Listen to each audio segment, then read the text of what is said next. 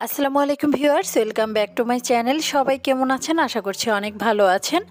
আজকে আমি আপনাদের সাথে নরম তুলতুলে সকালের একটি ব্রেকফাস্টের রেসিপি শেয়ার করব।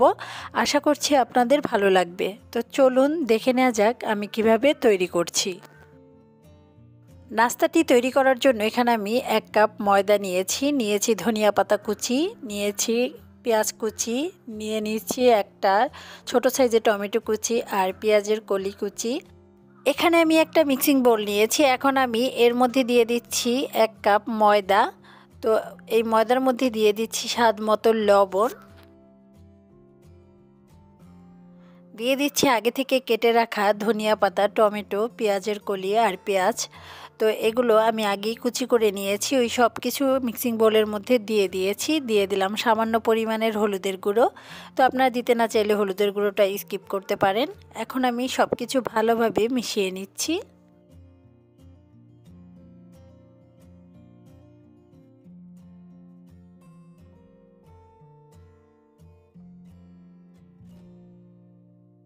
এর মধ্যে দিয়ে দিচ্ছি 1 কাপ পানি।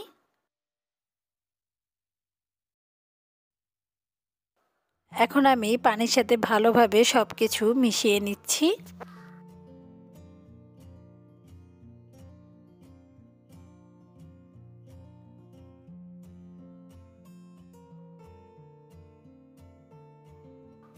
এই ব্যাটারটা অনেকটা ঘন মনে হচ্ছে, এজন্য আমি আরও কিছুটা পানি দিয়ে দিলাম। এখন আমি এটাকে ভালোভাবে পানির সাথে মিশিয়ে নেব। আর বেশি পাতলা বা বেশি ঘন করে ব্যাটারটা গলানো যাবে না। তো মোটামুটি কেমন হবে আমি একটু দেখিয়ে দিচ্ছি। তো এইভাবে আপনারা একটা ব্যাটার করে নেবেন।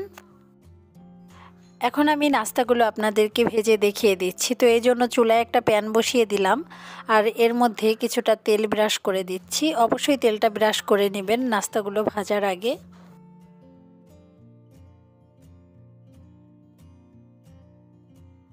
ব্রাশ করা হয়ে গেছে। এবার আমি এখানে 2 চামচ পরিমাণের দিয়ে দিচ্ছি। সাইড দিয়ে রাউন্ড করে নিতে হবে। তো রাউন্ড করে নিলে কিন্তু দেখতে ভালো লাগে। তো এইভাবে একটু চামচ দিয়ে রাউন্ড করে নিতে হবে। ব্যাটারটা দেওয়ার সময় চুলার আঁচটা একদম লোতে রাখতে হবে। তো এখন আমি ঢাকনা দিয়ে দিচ্ছি আর চুলার আঁচটা এখানে আমি মিডিয়াম টু লো আঁচে দিয়ে দিচ্ছি। এখন আমি উপরটা ড্রাই হওয়া পর্যন্ত অপেক্ষা করছি।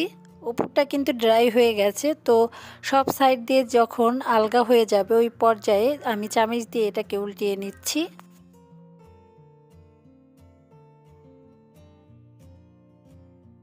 সাইড দিয়ে কিছুটা তেল দিয়ে দিচ্ছি। এতে কিন্তু এই সবজি পরোটাগুলো খেতে অনেক ভালো লাগবে। তো আমি এখন চেপে চেপে ভালোভাবে সব সাইড দিয়ে ভেজে নিচ্ছি। আর চুলার আঁচটা কিন্তু মিডিয়াম টু লো আঁচেই থাকবে, তা না হলে কিন্তু পুড়ে যেতে পারে আর ভিতরে সবজিটা কাঁচা থাকতে পারে। এই জন্য অবশ্যই চুলার আঁচটার দিকে খেয়াল রাখতে হবে। এখন আমি উল্টে পাল্টে 2 পাশেই ভালো করে ভেজে নেব।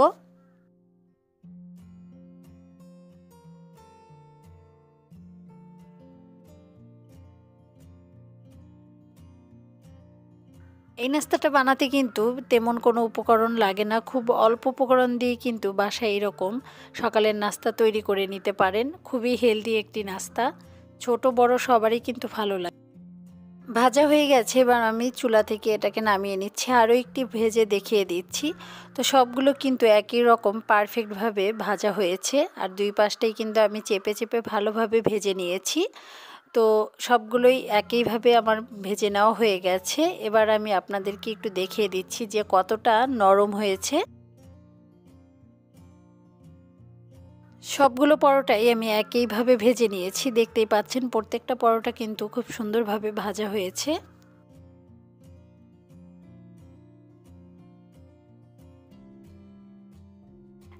এই পরোটাগুলো কিন্তু নরম তুলোর মতো হয়। সকালে বানিয়ে আপনার রাত পর্যন্ত খেয়ে নিতে পারবেন। খুবই নরম থাকে, টিফিনেও দিয়ে দিতে পারেন।